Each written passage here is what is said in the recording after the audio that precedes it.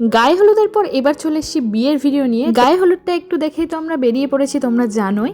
এখন যাচ্ছি ঝিলিক দিদির বাড়ির উদ্দেশ্যে। ওইখানে গিয়ে দেখো একটু ফ্রেশও হয়ে নিয়েছি, আর এরপর ঝিলিক দিদি আসলেই ঝিলিক দিদিকে বিয়ের জন্য রেডি করতে শুরু করে দেবো। আর তোমরা এটাও জানো ঝিলিক দিদিকে সাজানোর কথা আমাদের ছিল না, আর কিন্তু তাও শেষমেশ ঝিলিক দিদিকে আমরাই সাজিয়েছি। ঝিলিক দিদি বাড়ি ফেরার পর আমরা সময় নষ্ট না করে ঝিলিক দিদিকে ঝটপট রেডি করে দিয়েছি এবং এখন যাচ্ছি ভেন্যুর উদ্দেশ্যে। আর এই হচ্ছে ঝিলিক দিদির ফাইনাল লুক। তোমরা জানিও তোমাদের কেমন লাগলো।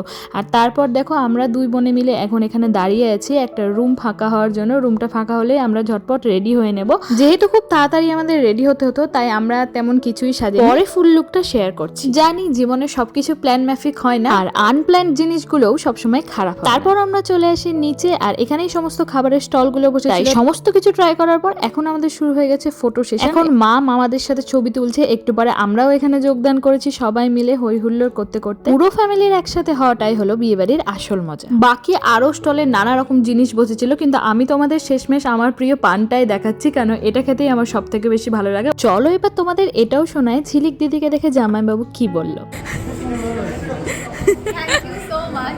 তোমরা দেখতেই পেলে আমরা জামাইবাবুর কাছ থেকেও রিভিউ নিতে ছাড়িনি। আর এখন আমরা চলে এসেছি নিচে, যেখানে ঝিলিক দিদিদের বিয়ে হবে ওই মণ্ডপে, ওইখানেও আমরা ফটো সেশন করেছি। আর এই হচ্ছে আমার ফুল লুক। জানিও তোমরা কেমন লাগলো দেখতে। একদম 5 মিনিটে রেডি। ঝিলিক দিদিদের বিয়ের লগ্ন যেহেতু ছিল অনেকটাই রাতে, তাই বিয়েটা আর আমাদের দেখা হয়নি। তো এরপরে আমাদের খেয়ে দিয়ে আবার ফেরত চলে আসতে হয়। তো আজকের ভিডিওটা কেমন লাগলো জানিও। দেখা হচ্ছে পরের ভিডিওতে। আজকের মতো এখানে টাটা।